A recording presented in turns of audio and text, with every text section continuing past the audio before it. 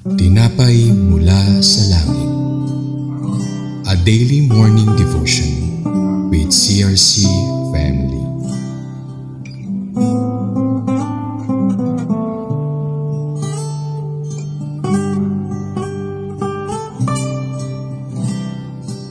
Isang mapagpalang umaga mga kapatid. Ako si Pastora Aida Tanap ng CRC Maine. Samahan niyo po kami sa aming programang Tinapay mula sa Langit, ang aming pang-araw-araw na devotion sa salita ng Diyos. Ngunit bago po tayo magpatuloy, samahan niyo po ako sa isang maikling panalangin. Ama namin sa langit, maraming salamat po sa umagang ito sa pagbubulay namin ng iyong salita. Salamat po sa opportunity na kami po ay magamit mo at hiniling po namin ang banal mong Espiritu ang siyang kumilos sa aming kalagitnaan. At nawa ikaw po ang mabigyan namin ng higit na kapurihan sa lahat ng ito. Marami pong salamat sa pangalan ni Jesus. Amen. Tayo po ay babasa sa Joshua chapter 13 verses 29 to 33. Basahin po natin sa Tagalog. At si Moises ay nagbigay ng mana sa kalahating lipi ni Manases. At siya ay sa kalahating lipi ng mga anak ni Manases ayon sa kanilang angkan. At ang kanilang hangganan ay mula sa Mahanaim ang buong Basan, ang buong kaharian ni Og na hari sa Basan at ang lahat ng mga bayan ng Hair na nasa Basan.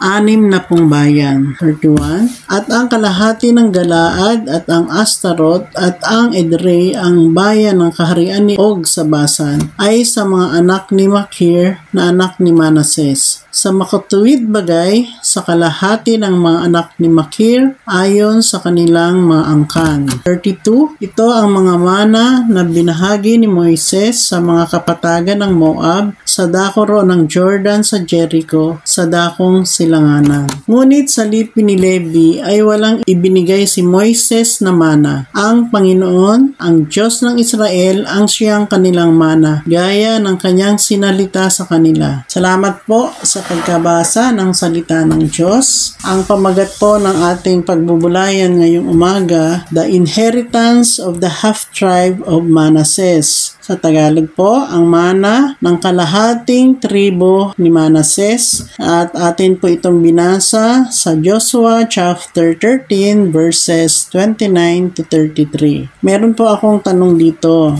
Bakit po kaya kalahati na lang ang manang tinanggap ng lahi ni Manases? Ito po ang dahilan. May nauna ng mana na tinanggap ang lahi ni Manases. Ito ay request nila kay Moises dahil sa kanilang mga alagang hayop na angkop sa lupain. Ang naunang 2.5 mana ay napunta kina Reuben, Gad at Manases na matatagpuan sa east side o silangang bahagi ng Jordan River. At ang pangalawang kalahati ay nasa west side naman sa kanlurang bahagi na naibigay sa kalahating lipi ni Manases. Noong una, hindi pumayag si Moises sa request na ito dahil baka hindi sila tumulong sa pagsakop sa natitirang lupain ng Kanaan. Kung kaya't, nagbigay si Moises ng kasunduan. At ang kasunduan ay tutulong sila sa ibang lahi sa pagkubkob ng ibang lupain patawid ng Jordan River bago sila bumalik sa kanilang lupain. Mahalaga ang pagkakahati sa mana ng lahi ni Manases upang mapanatili ang connection ng bawat pamilya. Ang double portion na ito ay ibinigay kay Jose na kanilang mga magulang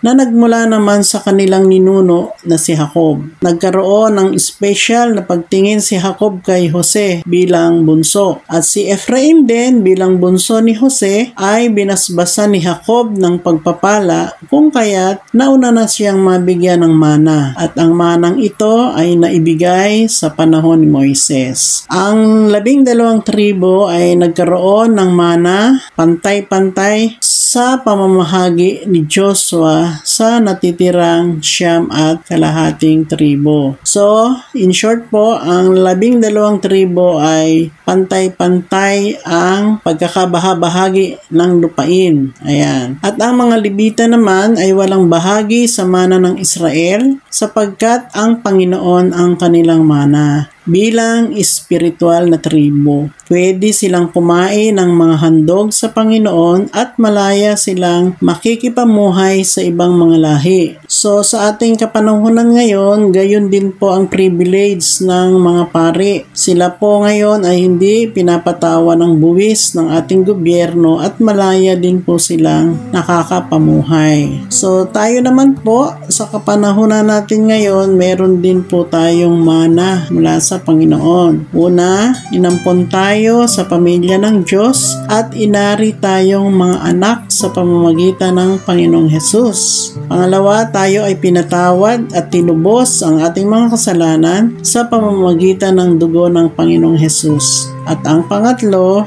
merong pangakong eternal life sa atin ang Panginoong Hesus doon sa kabilang buhay. Let us pray. Samahan niyo po ako sa panalangin. Ama namin sa langit, maraming salamat po sa umagang ito, sa aming pinagbulayan, na tunay nga po nakita po namin kung paano kang pantay-pantay magbigay ng mana sa buong Israel. At nagpapasalamat din po kami dahil sa aming kapanahunan ay napakahalaga po na mana ang aming tinanggap mula sa iyo, na kami Panginoon ay binilang mo bilang pamilya at kami ay tinubos mo sa aming mga kasalanan sa pamamagitan ng iyong banal na dugo. At salamat din po sa pangako mong eternal life sa lahat po ng kumikilala sa iyo. Marami pong salamat sa pribilehiyong ito na ipinagkaloob mo sa amin. At hayaan niyo rin po na sa mga oras na ito ay idulog namin sa inyo ang mga nangyayari po sa aming bansa, sa mga kalamidad po, mga natural disaster na aming nararanasan, mga paglindol, mga pagbaha, mga bagyo, Panginoon.